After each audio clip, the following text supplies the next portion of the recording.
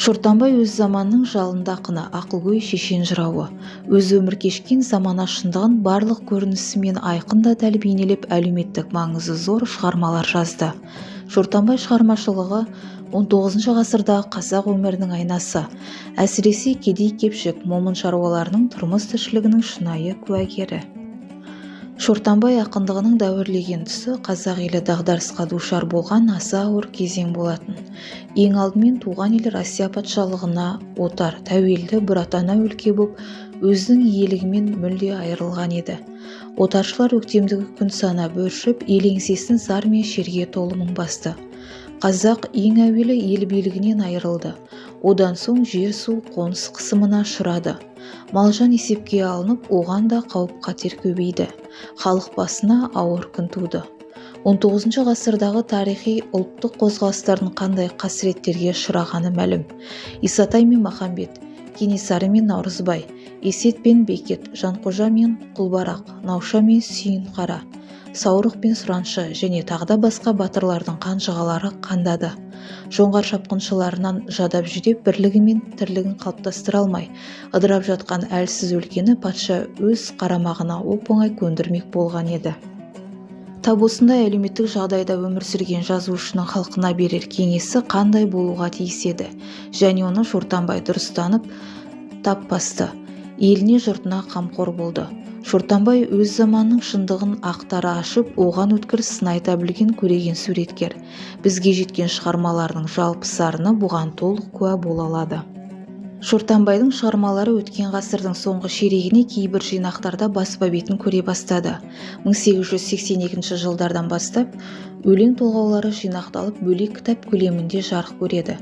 Көрсетілген жинақтарға ақынның тар заман, опасыз жалған, байды құдай атқаны, атамыз адам пайғамбар, өсиет насихат сөздер, айттым сәлем, Асан Қожаға тағы да басқа шығармалары енген.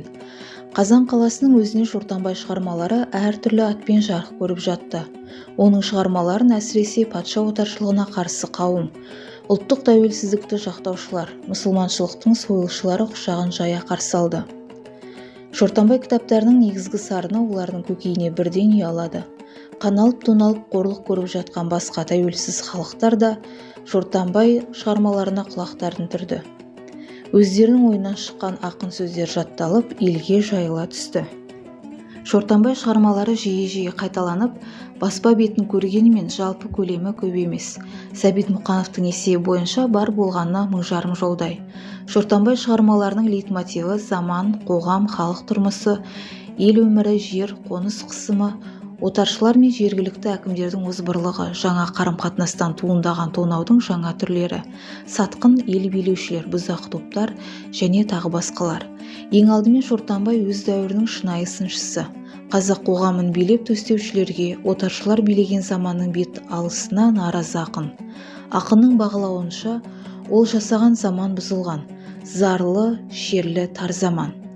Шортанбай өз тұстастарын оларда иман жоқ, ұятсыз, арсыздар, Құдайға да күнәкерлер деп санайды. Патша үкіметіне берілген қазақтың опасыз би-болыстарын, елубасы старшындарын, дүние қоңыз қайырсыз байларын, ақшаның құлы жылпостарды өткір сөзімен түйрейді. Елді қанаушылардың жаңа тобының ақшалы байлар, алып сатар саудагерлер еккен ақын айқын суреттейді. Оларды нағыз ел ырысын еміп сездірмей сорып жатқан араны толмас алпауыттар деп бейнелейді. Ақшаға байланысты елдегі қайғы қасіреттің де шынайы суреті жасалады. Ақынның түсінігі бойынша адам ең алдымен өзінің үй іші, бала шағасы қамын қарастырмақ. Сол үшін ол кәсіп етеді, мал өсіреді, дала кезеді, ұрпағын адалдыққа тәрбиелейді.